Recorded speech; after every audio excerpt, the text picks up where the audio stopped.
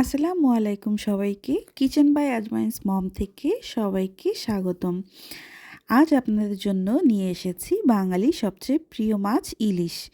আর এমন একটি রেসিপি যেখানে ইলিশের স্বাভাবিক ঘ্রাণ এবং স্বাদ থাকবে একদম অটুট। রেসিপিটি হচ্ছে ইলিশের সাদা কারি। যারা ইলিশ মাছ রান্না করতে গিয়ে ঘ্রাণ নষ্ট হয়ে যাওয়ার ভয় পান, এই রেসিপিটিতে তাদের জন্য একদম পারফেক্টলি সব কিছু বুঝিয়ে দেওয়া হবে। প্রথমে টাটকা ইলিশ মাছগুলো ভালো মতো ধুয়ে নিয়ে একটি পাত্রে আমি দিয়ে দিচ্ছি ইলিশ মাছগুলো। আমি যে পাত্রে রান্না করব সেই পাত্রেই আমি ইলিশ মাছটা নিয়ে নিচ্ছি। এখন দিয়ে দিচ্ছি 1 কাপ পরিমাণ পেঁয়াজের বাটা। পেঁয়াজের বাটাটা একটু বেশি দিতে হবে যাতে গ্রেভিটা পারফেক্ট হয়।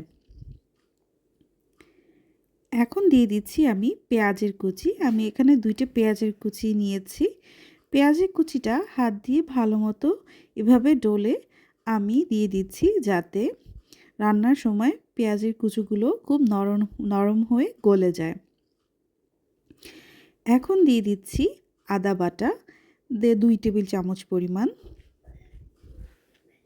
এই সাদা গ্রেভিটাই কারির নরম ও মোলায়েম স্বাদের মূল রহস্য। এখন দিয়ে দিচ্ছি লবণ। আমি এখানে স্বাদ মতো প্রায় 1 চামচ পরিমাণ লবণ ব্যবহার করেছি। এখন দিয়ে দিচ্ছি কাঁচামরিচ ফালি করে। আপনারা চাইলে কাঁচামরিচটা পেস্ট করেও দিতে পারেন। এখন সব মশলাগুলো হাত দিয়ে ভালো করে মাখিয়ে নিব। খেয়াল রাখতে হবে এখানে খুব বেশি পরিমাণ মশলা ব্যবহার করা যাবে না।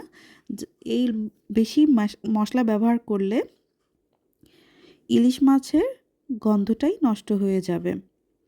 হাত দিয়ে ভালো করে নেড়ে নিয়ে এখন আমি দিয়ে দিচ্ছি সয়াবিন তেল 1/2 কাপ পরিমাণ। সয়াবিন তেলটা একটু বেশি দিতে হবে। এখন তেলটার সাথে সব উপকরণগুলো আমি হাত দিয়ে ভালো করে মাখিয়ে নিচ্ছি। আর কোনো উপকরণ আমি ব্যবহার করব না। এই সামান্য কিছু মশলা উপকরণ দিয়েই আমি তরকারিটা রান্না করব। এখন দিয়ে দিচ্ছি 1/2 কাপ পরিমাণ পানি। খুব অল্প সামান্য পরিমাণ পানি ব্যবহার করতে হবে। বেশি পানি দিলে মাছটা গলে যাওয়ার চান্স থাকবে। খুব ভালো করে মশলাগুলো পানির সাথে মিশিয়ে ভালো করে মাখিয়ে নিতে হবে এবং কারিটা রান্নার জন্য তৈরি করে নিতে হবে। এভাবে তৈরি করলে ইলিশ মাছের ঘ্রাণটা একদম পারফেক্ট থাকবে। এখন চুলায় আঁচে দিয়ে মিডিয়াম আঁচ নইলে লো আঁচ দিয়ে আমি ঢেকে 15 মিনিটের মতো এটাকে রান্না করে নেব।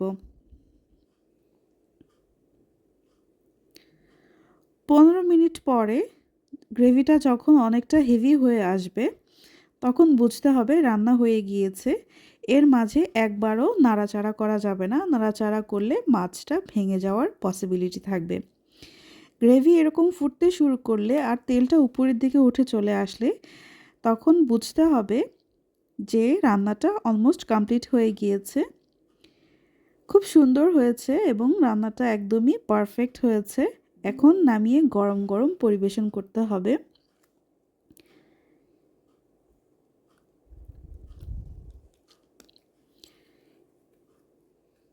ব্যাস তৈরি হয়ে গেল ইলিশ মাছের সাদা কারি।